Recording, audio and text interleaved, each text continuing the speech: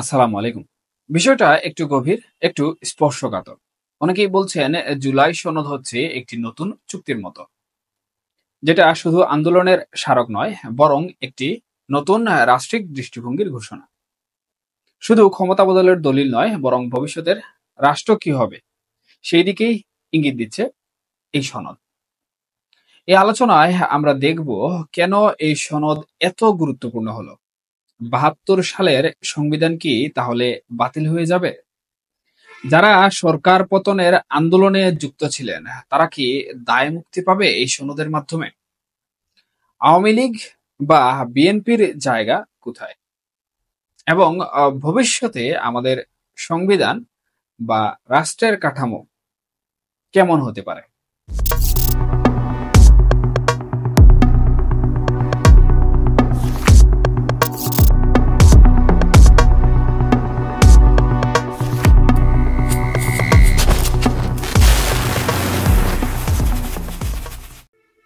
প্রথমে জানা দরকার জুলাই আন্দোলনের বাস্তবতা।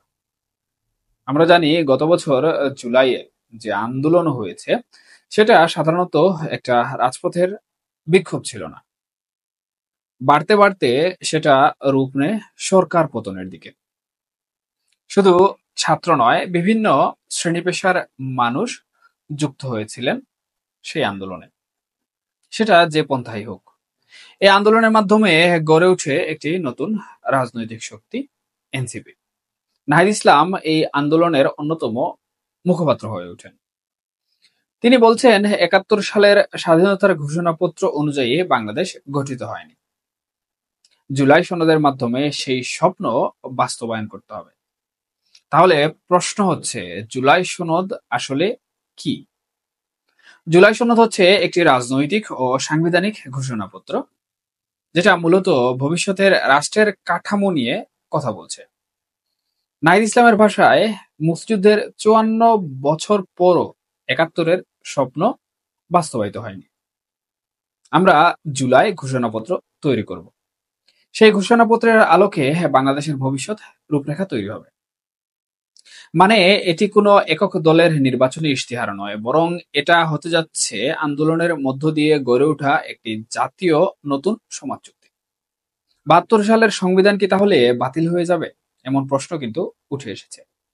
অনেকেই বলছেন ৭২ সালের সংবিধান বাতিল করা হবে, যদিও এই বিষয়ে এখনো একমতে পৌঁছায়নি রাজনৈতিক স্টেক হোল্ডার দলগুলো। আবার অনেকে বলছেন বাতিল হবে না।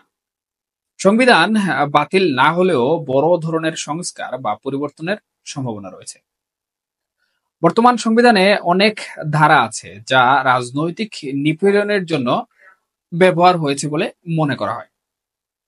যেমন, সংসদ সদস্যদের স্বাধীনতা নেই ৭০ ধারা, স্বাধীন নির্বাচন কমিশনের কাঠামো দুর্বল, আবার বিচার বিভাগও স্বাধীনভাবে কাজ করতে পারছে না বলে বিভিন্ন মতবিরোধ রয়েছে। তাই জুলাই সনদ হয়তো বলবে এই সংবিধানের মূল চেতনা থাকবে, কিন্তু কিছু ধারা পরিবর্তন করে একটা নতুন ভারসাম্য তৈরি করতে হবে। আবার যদি সবাই মনে করে যে তাদের চিন্তা অনুযায়ী পুরাতন সংবিধান বাতিল করে নতুন করে লিখছে, তাহলে এটা হতে পারে দীর্ঘমেয়াদী বিষয়, যা রাজনৈতিক বর্তমান প্রেক্ষাপটে বেশ কঠিন এবং সময় সাপেক্ষ।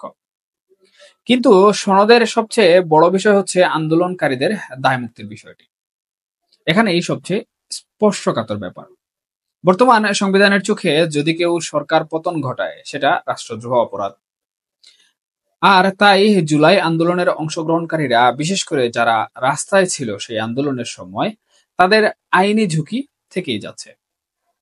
এখন এনসিপি বলছে জুলাই সনদ স্পষ্টভাবে উল্লেখ করতে হবে এই আন্দোলন ছিল জনগণের অধিকার আদায়ের আন্দোলন, এবং যারা এতে অংশ নিয়েছে তারা দণ্ডিত হবে না। এই দায়মুক্তি না হলে আন্দোলনের নেতৃত্ব আইনগত হুমকির মুখে থাকবে যদি কখনো পরাজিত শক্তি ফিরে আসে। ভয় বা আপত্তি তাহলে বর্তমান সময়ে কোথায়? এই সনদের মাধ্যমে একটি পক্ষ অতীতের সব দায় এড়িয়ে রাজনৈতিক ও আইনি সুবিধা নিতে চাইছে বলে অনেকে মনে করছেন। এখানে একাংশ মুক্তিযুদ্ধ ও মহান স্বাধীনতার অবমাননা হচ্ছে বলে যুক্তি দেখাচ্ছেন। আবার কেউ কেউ বলছেন, বিশেষ করে আওয়ামী লীগ ঘরানার লোকজন, জুলাই আন্দোলন অবৈধ ছিল। তাহলে সেটিকে বৈধতা দেয়ার মানে হচ্ছে আগামী দিনে যে কেউ রাষ্ট্র ব্যবস্থা ভাঙার লাইসেন্স পেয়ে যাচ্ছে। আবার আওয়ামী লীগ আরো যুক্ত করছে, এই সনদে যদি ৭২-এর সংবিধানের মৌলিক কিছু জায়গায় বদল করা হয় তাহলে এটি হবে একটি নতুন রাষ্ট্র কাঠামো লঙ্ঘন এবং তারা সেটা মেনে নেবে না। তাহলে রাষ্ট্রদ্রোহের আইনি প্রশ্ন কি রয়ে গেল? সংবিধান অনুসারে যে কোনো শক্তি যদি সরকারকে জোর করে সরিয়ে দেয় তা রাষ্ট্রদ্রোহ। এখন ইন্টারিম গভর্নমেন্টকে কেন্দ্র করে যে বিতর্ক চলছে তা এখানেই। তারা কি সাংবিধানিক ধারাবাহিকতা এসেছে, নাকি জুলাইয়ের আন্দোলন সরাসরি সরকারকে ফেলে দিয়েছে? এনসিপি বলছে এটি ছিল জনগণের নৈতিক বিজয়, তাদের ভাষায় জবাবদিহিমূলক রূপান্তর। তবে এটা এক্সট্রিম পয়েন্টে যাবার ফলে আন্তর্জাতিক ট্রাইব্যুনাল বা ইউএন পর্যায়েও প্রশ্ন উঠছে। তাই জুলাই সনদে একটি ক্লিয়ার করে বলা জরুরি। একটা বড় দুশ্চিন্তা হচ্ছে যদি এই সনদ প্রকাশ না হয়, যদি আন্দোলনের নেতাদের দায়মুক্তি না মেলে আর সংবিধান সংস্কার আটকে যায়, তাহলে নতুন করে আন্দোলন, বিভাজন, এমনকি সংঘাত হতে পারে। ভোটে যারা আসবে তারা যদি এই সনদের দাবিকে বাতিল করে দেয় তাহলে পুনরায় উত্তেজনা দেখা দিতে পারে। অন্যদিকে এই সনদ প্রকাশ হলে অন্তত একটা কাঠামো পাওয়া যাবে যার আলোকে সবাই আলোচনা করতে পারবে। সব মিলিয়ে যা এখন আলোচ্য বা চিন্তার বিষয় সেগুলো হচ্ছে ৭১-এর ঘোষণা অনুসারে বাংলাদেশ চলবে নাকি নতুন সংবিধান আসবে। রাজনৈতিক প্রতিহিংসা আর আইনি জটিলতা এড়াতে কি জুলাই সনদ খুবই গুরুত্বপূর্ণ? এই সনদ কি হবে জনগণের স্বপ্ন বাস্তবায়নের দলিল, নাকি আরো একটি রাজনৈতিক বিতর্ক? আপনার গুরুত্বপূর্ণ মতামত অবশ্যই জানাবেন। ভালো থাকুন, সুস্থ থাকুন। আসসালামু আলাইকুম।